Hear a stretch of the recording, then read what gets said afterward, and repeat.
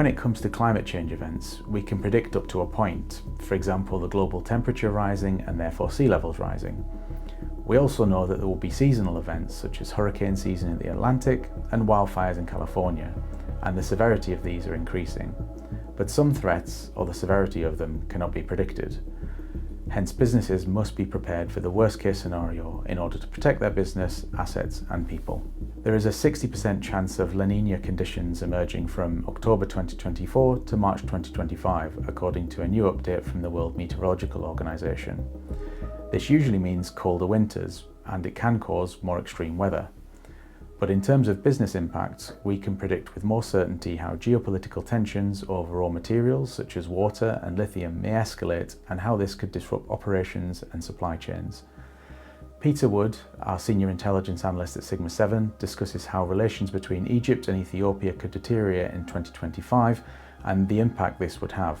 In 2025, conflict over water security could escalate between Egypt and Ethiopia over the Grand Ethiopian Renaissance Dam. Ethiopia hopes the dam project will turn it into a power supplier for the region, while Egypt fears it will significantly reduce the water reaching it. Egypt relies on the Nile for 96% of its freshwater supplies, and 95% of the population lives within a 12-mile strip of the Nile River Valley. A loss of 2% water from the Nile would result in 81,000 hectares of irrigated land being lost in Egypt. With temperatures expected to rise between 1.8 and 3.6 degrees centigrade in the next century, Egypt could face significant food and water shortages. This scenario could almost certainly result in mass social unrest. A total of 10,000 Egyptian troops may be deployed to Somalia. Open conflict is unlikely given the large distances between Egypt and Ethiopia and the lack of naval access for Ethiopia. Any air incursions would have to cross Eritrea or Sudan. However, a proxy conflict may be an option. Egypt might seek to exploit sectarian tensions within Ethiopia or support unrest in Ogaden region, home to an ethnic Somali population. Local tribal militias who are not closely aligned with the Somali state could also be engaged. Despite the ongoing war, Egypt might hope to leverage Sudan's ongoing dispute with Ethiopia over the Al-Fashaga region. If conflict were to occur in this region, food supplies across the Horn of Africa could be severely disrupted,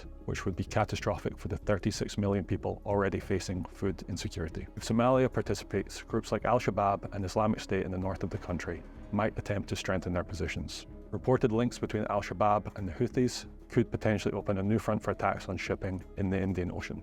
How this plays out could have a range of impacts on supply chains, including increased risk of conflict, terrorism and sanctions, to name a few. We are seeing changing demands in global markets. Population movements, sanctions and rising political tensions mean many businesses are moving operations and rerouting supply chains. However, in some cases this can mean operations are reassured in areas that are more at risk from extreme weather events, for example from China to Indonesia. A leading cosmetic brand recently invested over $50 million in its Jakarta plant in Indonesia, moving its base away from China. More companies are also looking at Vietnam from China due to tariff increases, making it difficult for companies to do business in China. We will discuss what businesses can do to protect their operations if they are in an area that is more exposed to extreme weather events later in this series. It is also predicted that geopolitical risks related to energy resources may intensify in 2025. Earlier in this series, we touched on the importance of minerals and critical rare earth elements in the transition away from fossil fuels. They are essential in renewable energy technology for battery storage and solar panels,